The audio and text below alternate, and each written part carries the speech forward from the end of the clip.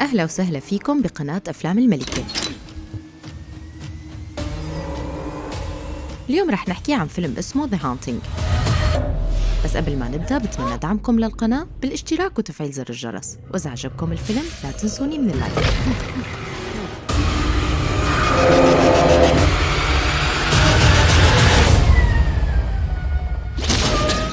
بتدور أحداث الفيلم بقصر كبير وبيكون مسكون بالأشباح وما حدا بيتجرأ إنه يفوت عليه.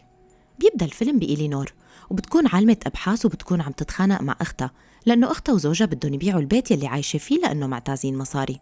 بس إلينور بتكون متمسكة بهذا البيت لأنه بيكون هذا كل شي بإيلها من أمها، وبترفض تماماً فكرة بيع البيت.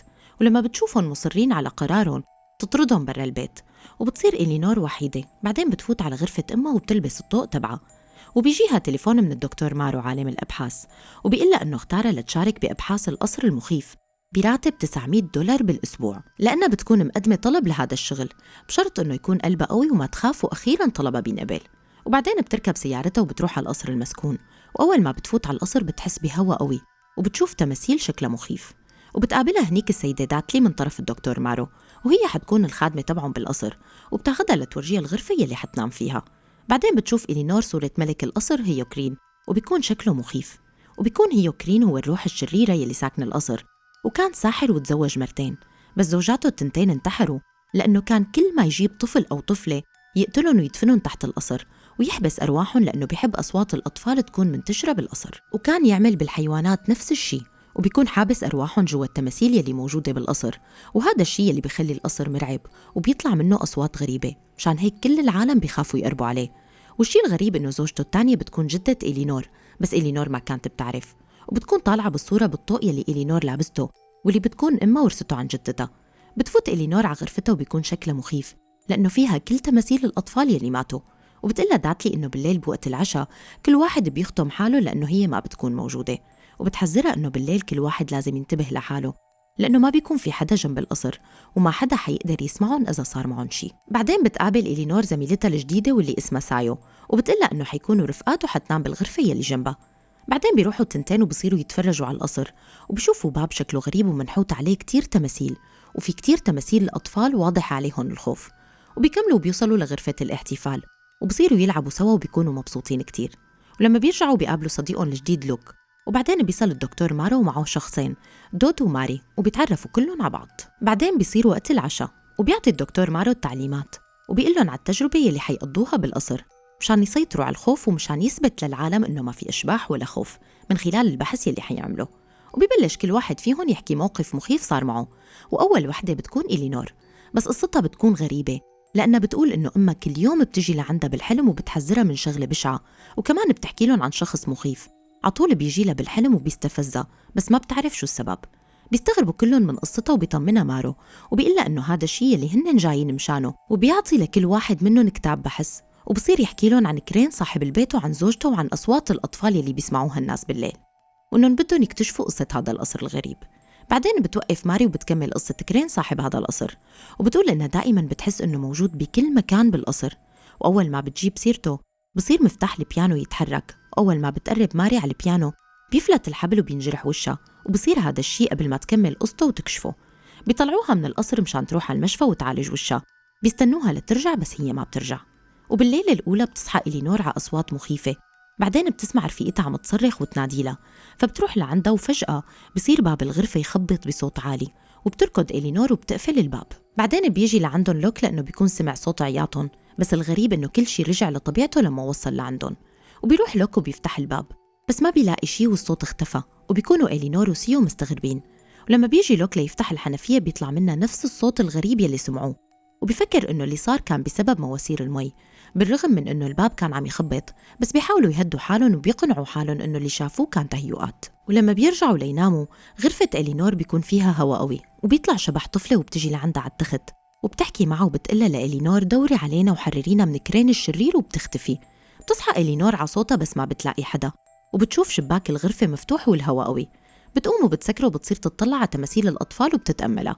وتاني يوم بتكون إلينور قاعدة لحالها وفجأة بتشوف حدا طلع لها من ورا الجلالة، فبتخاف وبتركض. ولما بيجوا ليشوفوا اللي صار بيفتحوا الجلالة بس ما بيلاقوا حدا، وبيلاقوا بس تماثيل. وبعدين بيلاقوا باب بالأرض، بيفتحوه بيلاقوا بقلبه تراب فبيرجعوا بيسكروه، وفجأة بيوقع عليهم تمثال وبيكون حيقتل لوك بس مارو بيدفشوا بسرعة وبينقذه. فبيتوقعوا إنه هذا التمثال هو اللي شافته إلينور، بس بتقلن إلينور إنه اللي شافته كان حدا تاني. وبصير الليل وبيرجع الجو المرعب بيسيطر على المكان، وكرين بيبين عليه الغضب لأنه إلينور بلشت تكتشف أسراره المخيفة. وبعدين باب غرفة إلينور بينفتح لحاله، وبتصحى عن نداء الأطفال اللي عم تسمعه كل يوم، وبتشوف باب الغرفة مفتوح وعلى الأرض آثار رجلين بالدم وكأنه عم تدل على شي. فبتقوم إلينور وبتصير تلحق آثار الرجلين لحد ما بتصل لمكتبة كرين السرية يلي ما حدا بيعرف مكانها، وبتشوف شبح طفلة عم تأشر لها على سجل حسابات المصنع الخاص بكرين. بتفتح إلينور الكتاب وبتشوف إنه الكتاب مليان بأسماء 11 طفلة، كل طفلة منهم عمرها 12 سنة وميتين، وكرين مشخبط على أسمائهم. وبتفهم لغز هذا القصر المخيف وإنه كرين حابس أرواح الأطفال لأنه بيحب يسمع أصواتهم بالقصر، وإنه الأطفال طالبين المساعدة من إلينور مشان تحررهم. فبتاخد إلينور الكتاب وبتروح لعند سيو مشان تحكي لها يلي صاروا إنه القصر عم يحاول يوصلها لشي، بس سيو بتاخد الموضوع مسخرة وبتفكرها مجنونة، وبتقلها تروح على غرفتها وتنام. وبيكتشفوا هذا الموضوع تاني يوم الصبح. بتروح إلينور على غرفتها وبتصير تطلع على تماثيل الأطفال وبتقلن إنها سامعتهم وبتوعدهم إنها حتحررهم من كرين الشرير. ولما بتروح لتسرح شعرها بتطلع لها طفلة وبتصير تضفر لها شعرها مثل ضفرات ال11 طفلة. فبترتعب إلينور وبتقوم وبتشوف صورة زوجة كرين واللي بتكون جدتها، وبتشوف إنها كانت عاملة نفس الضفرة فبتستغرب.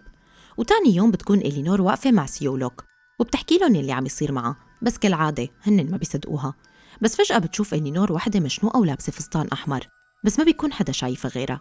فبتركض إلينور على المكتبة لتدور على الشي اللي بخص يلي شافته، وبتشوف كتاب عم ينفتح لحاله وبيكون في صورة كرين وزوجته. بتعرف إنه زوجته الثانية كان اسمها كارلين، وهي يلي شافتها منتحرة وشان حالها بسبب ظلم كرين وخطفه للأطفال، وبعدين بيقتلهم وبيحبس أرواحهم.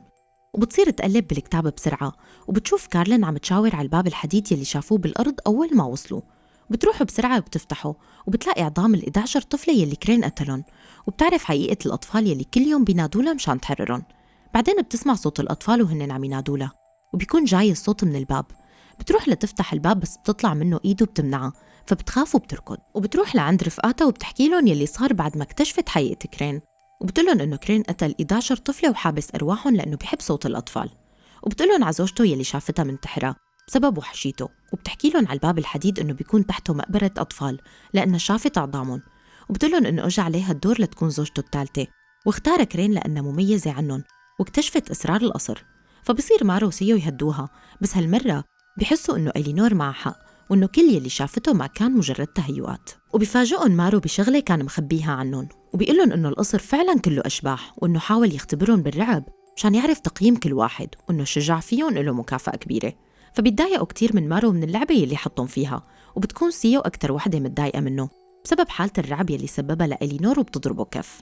بعدين بيروح مارو ليفتح الباب الحديد مشان يكتشف الحقيقة، بس الباب كان مقفول منيح وما حدا قدر يفتحه. وبالليل بتكون إلينور نايمة، وبتصحى إلينور على صوت الأطفال، وبتشوف كرين وهو عم يتسلل لقدامها وعم يخوفهم.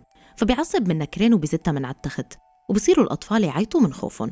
وبتركض وبتشغل الضوء وبتشوفه على الشباك وعم يحاول يفوت لعندهم، بس الضوء عم يمنعه. فبتزت عليه علبة المكياج وبينكسر الإزاز، بس بتكون ثارة غضبه أكتر وبيرجع عليها الإزاز المكسور. وبتصير تحاول تهرب منه، وهي عم تهرب بتصير الحيطان تتكسر عليها وغضب كرين معبي المكان. وبتفوت على غرفة زوجته وبتطلع بالمراية وبتشوف حالها عم تضحك بشكل مخيف. من رعبتها بتركض وبتفوت على غرفة الاحتفالات وبتكون بلشت تفقد أعصابها من الرعب يلي هي فيه. وبتصير تعيط وتقوله ليش عم تعمل هيك وشو بده منها، وبيفهمها إنه بده يتزوجها ويخلف منها وبيورجيها هالشي بالمراية. فبتخاف إلينور أكتر وبترجع بتهرب، بس فجأة بتشوف شبح طفلة بتحاكيها وبتقلها إنه لازم تسحبه للأبواب وهيك بتقدر تتخلص منه وتحررهم. وبيجوا رفقاتها لعندها بسرعة وبياخدوها على غرفتها مشان ترتاح، وبيفكروها إنه جنت بسبب اللي عم يصير معها. وبيتفق معهم مارو إنه تروح تاني يوم على المشفى بسبب حالتها، لأنه هلأ البوابة مقفولة والمفتاح مع داتلي وما بتجي لتاني يوم الصبح. وبيكون مارو واقف لحاله وبيبعت رسالة للإدارة إنه كان لازم ينهي مهمته بعد اللي صار مع ماري وإلينور، وإنه حيطلعون بكرة أول ما تصل داتلي. وبمجرد ما قال إنه بده يطلعون بيتحرك التمثال من وراه وبيمسكه وبيغرقه بالمي، وبيكون حيموته بس بيقدر يفك حاله منه بآخر لحظة. وبتصحى إلينور على غضب كرين والأطفال بيكونوا خايفين عليها وبدهم إياها تهرب منه بسرعة. وبيطلع لها كرين من فوقه وبيحاوطها من كل النواحي، بس إلينور بتصرخ بصوت عالي، فبيسمعوها رفقاتها وبيركضوا لعندها وبيقدروا ينقذوها بآخر لحظة. وبعدين بيروحوا على البوابة وبيصيروا يحاولوا يهربوا، بس البوابة بتكون مقفولة. وبيركب لوك السيارة وبصير يحاول يخبط بالبوابة ليفتحها، بس ما بيمشي الحال وبينكسر جزء من البوابة وبيوقع عليه وكان حيموته. وبتسمع إلينور نداء الأطفال وهن عم يترجوها ترجع لعندهم وتحررهم، وبيتفاجئوا كلهم إنه إلينور ما لها موجودة. فبيفوتوا على القصر ليشوفوا وينها وبيلاقوها بغرفة كارلين، فبيروحوا لعندها بسرعة وبتحاول سيو تاخدها مشان يهربوا، بس إلينور بترفض وبصير كرين يحذرهم إنه يطلعوا من الغرفة. وبتكون إلينور عرفت حقيقة كارلين وإنها بتكون جدتها الكبيرة، وإنه الأطفال هن يلي استدرجوها لغرفتها مشان تعرف الحقيقة. بعدين بيحسوا بشي وبيكون غضب كرين معبي المكان، فبيهربوا بسرعة وبيطلعوا من الغرفة. وهن عم يهربوا بتصير كل ابواب القصر تتسكر، فبيعصب لوك كتير وبيروح على صورة كرين وبيصير يشوهها. فبيعصب كرين كتير وبيسحب لوك وبيزته عند المقبرة، بعدين بيخبطه بتمثال وبيروح له راسه بمنظر مريع. وفجأة بتنفتح المقبرة وبتصير العظام تنرمى عليهم وكلهم بيحاولوا يهربوا.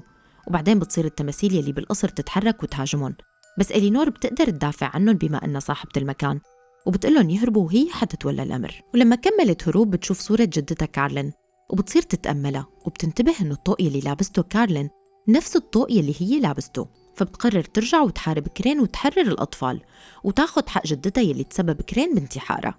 فبترجع إلينور وبتنادي لكرين بصوت عالي، والرعب محاوطة والتماثيل كلها بتصير تطلع عليها، والأطفال وراها بيصيروا يقولوا لها اسحبيه على هداك الباب، لأنه بمجرد ما قرب من الباب كرين حينحجز وهيك حتقضي عليه وتحرر كل الأطفال. وفجأة بيطلع لها كرين من الصورة وبيقرب منها، وبيصير كرين وإلينور بوش بعض، وبيجوا سيو ومارو وبيكون كرين طلع بشكل علني والكل مذهولين.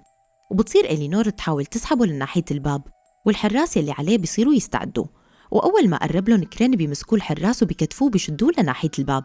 وبعدين الحراس بينزلوها لإلينور وهي فاقدة الوعي، وبعدين بتصحى وبتشوف أرواح الأطفال وهن عم بيتحرروا، وكلهم بيشكروها على اللي عملته مشانهم، بس بتتوفى بسبب الدفعة وبتطلع روحها معهم. ولهون بتخلص قصة الفيلم، وإذا عجبكم لا تنسوني من اللايك واشتركوا بالقناة وفعلوا زر الجرس ليصلكم كل جديد.